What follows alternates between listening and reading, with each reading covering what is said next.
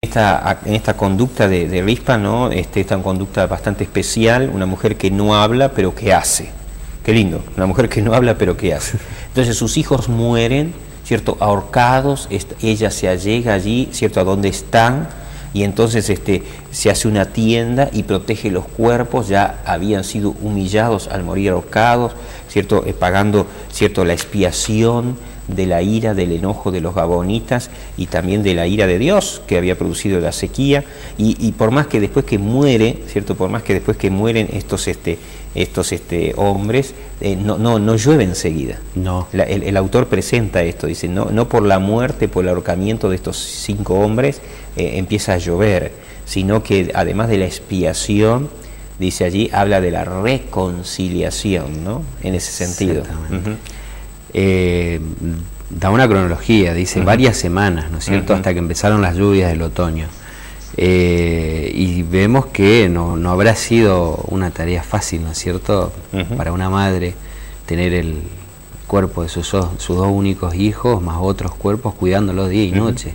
Yo me quedé con eso que vos dijiste, varias semanas, como algunas veces necesitamos, para cerrar la vida, para producirse la reconciliación, un periodo de tiempo, darle el tiempo a la reconciliación, pero buscar la reconciliación. Y creo que en ese sentido Rispa es eso, ella busca la reconciliación, y yo resalto algo, mira, algo que para mí es lo que señala la vida de esta mujer.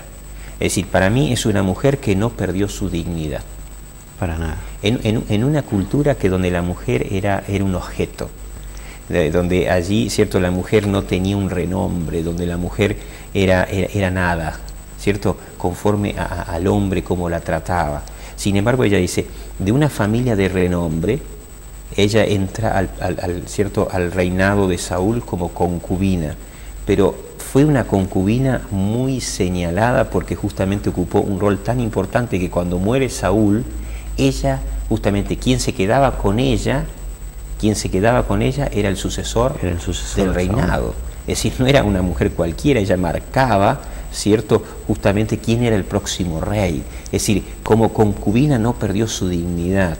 Y entonces ahora aparece aquí, ¿cierto?, como madre tampoco pierde su dignidad, porque dice ella digna como madre, sus hijos merecían una sepultura honrosa.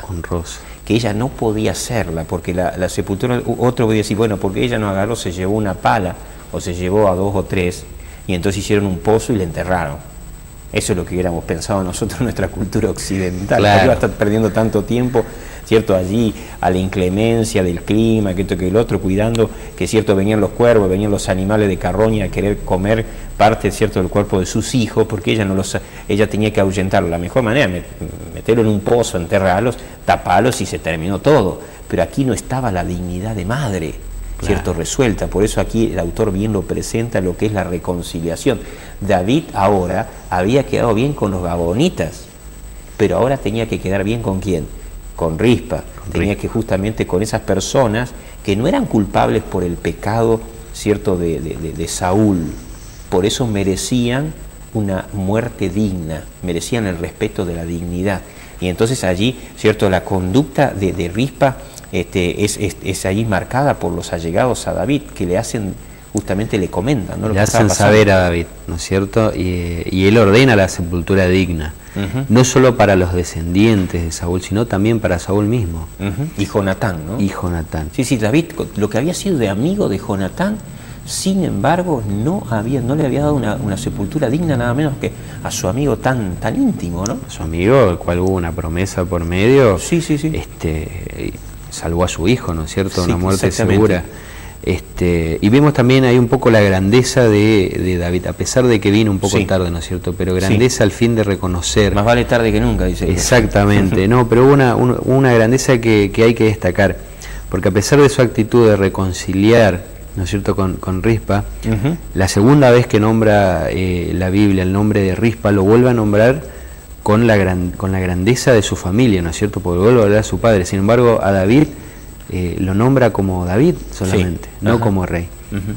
¿Sí? Y a pesar de eso, David reconoce la fidelidad que tuvo Rispa en todo esto, y da la sepultura, ¿no es cierto? Y algo que agrego a lo que vos mencionás, porque vendría a ser, Francisco, es decir, todos los hombres, justamente dice, las concubinas eran más todavía reconocidas y tenían hijos varones. Es decir, la familia, la continuidad del renombre de la familia dependía del hijo varón, no de la hija mujer, claro. ¿Cierto? Sin embargo, en el caso de Rispa, pasa todo lo contrario.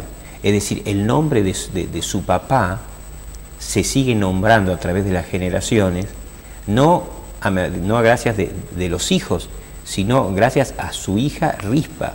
Es decir, una mujer que rompió, digamos así, la tradición, la cultura de la época, porque ella le daba continuidad justamente al nombre de su padre, no sus hermanos.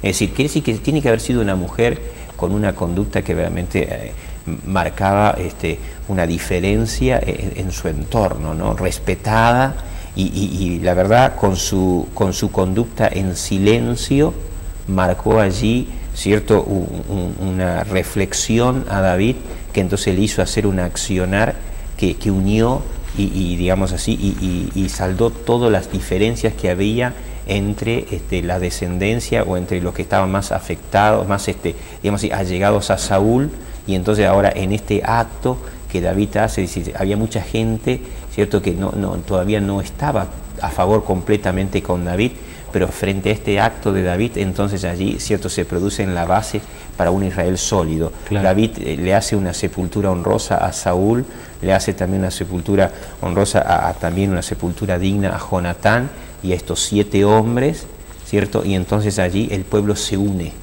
y coloca la base. Por eso allí el autor entiende esto y lo explica bien, y por eso nosotros podemos resaltarlo.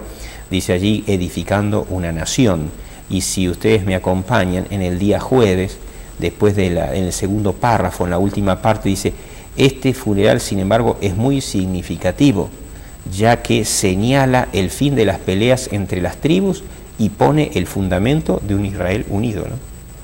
Así que una pequeña conducta simple, sencilla, sin tantas palabras, deja allí una secuela bien firme que permite la unidad de Israel. Qué tremendo, ¿no? Dice también, empiezan a sanar las heridas producidas por una guerra entre tribus. Exactamente, exactamente. Bueno, yo digo, qué vida, ¿no? El autor en el comentario para los maestros hace el resumen y dice lo siguiente, dice, aunque Rispa sufrió una pérdida terrible, ella con valor defendió los cuerpos de sus hijos de los animales merodeadores hasta que el rey David respondió a través de la sepultura de los huesos de Saúl y de sus hijos, trayendo justicia y paz a Israel. Es decir, una mujer, vieron, hoy estamos muy de moda el hecho de las manifestaciones, ¿cierto?, de las personas que se ponen allí y a través del silencio, a través de una conducta, marcan que están esperando algo del gobierno, ¿cierto?, de alguna empresa, y entonces yo creo que Rispa fue eso, ¿no? Ella se puso en una actitud que hacía reflexionar a las personas, ¿no? Es decir, yo voy a eso y recalco, es decir, qué mujer digna, es decir, que ella no perdió su dignidad. Y eso nos debe ayudar a nosotros, ¿no? No sé, Francisco, qué otra cosa podés señalar vos que te queda en tu concepto, pero yo resalto esto, la dignidad de esta mujer, no importa en la condición que siempre se encontró, es decir, no importa qué situación estaba pasando, ella allí siempre resaltó por esa dignidad que tuvo y por eso quedó, ¿cierto?, nombrada en la descendencia y en la vida de Saúl, ¿no? ¿Qué cosita cortita puedes mencionarnos, Francisco? Y llevarlo a la vida práctica, a nuestra vida práctica, al hoy, al presente, ¿no es cierto? Y con un compromiso espiritual como la que tuvo ella, ¿no es cierto?, llegar a la verdadera fidelidad, ¿no es cierto? Que es un compromiso real, es un día a día, llevarlo siempre, ¿no es cierto? Tenerlo presente siempre en lo pequeño y en lo grande. Gracias, Francisco, por acompañarme. Por favor. Un gusto tenerte. Y bueno, igualmente, en una lección que nos dejó una linda enseñanza. Gracias al equipo técnico, gracias a las iglesias y bueno, que podamos juntos continuar estudiando y repasando